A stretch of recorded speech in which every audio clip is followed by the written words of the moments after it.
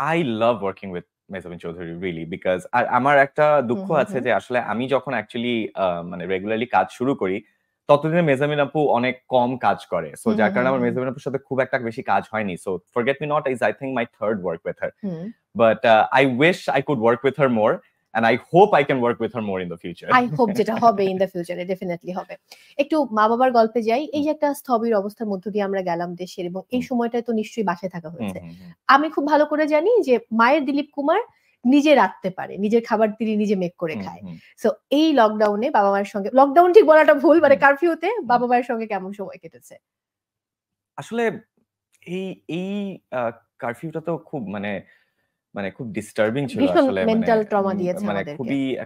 খুবই মেন্টালি একটা লো পয়েন্ট দিয়ে যাচ্ছিলাম আসলে।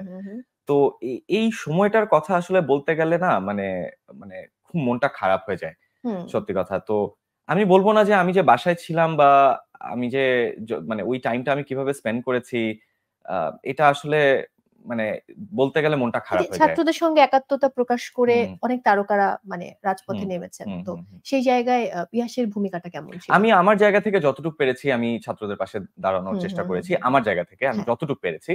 কিন্তু সত্যি কথা বলতে যে মানে আমাদের হাতে তো আসলে খুব একটা কিছু করার ছিল না সত্যি কথা বলতে। তো মানে এই যে হেল্পলেসনেসটা যে আমি কিছু করতে পারছি না, আমি মানে আমি যতটুকু পারছি আমি করছি, but I know this is not enough. এই ফ্রাস্ট্রেশনটা খুব ডিপ্রেসিং ছিল আমার কাছে মনে হয়। এবং মানে ইটস কি বলবো আসলে মানে খুবই এখন যে অবস্থার মধ্য দিয়ে আমরা যাচ্ছি, আমরা তো একটু সুখ বা শান্তি চাই, যেটাই বলি না কেন। নতুন দেশ, নতুন সবকিছু, এই নতুনত্বের কাছে তোমার কি চাওয়া, যে কেমন হওয়া উচিত সবকিছু?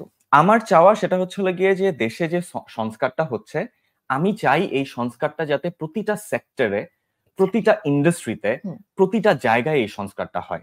সেটা রাস্তা থেকে শুরু করে আমাদের ইন্ডাস্ট্রি, সেটা শিল্প, সেটা garments industry, whatever it is, প্রত্যেকটা সেক্টরে যাতে এই সংস্কারটা হয়, এটাই আমার চাওয়া, এটাই আমার প্রত্যাশা।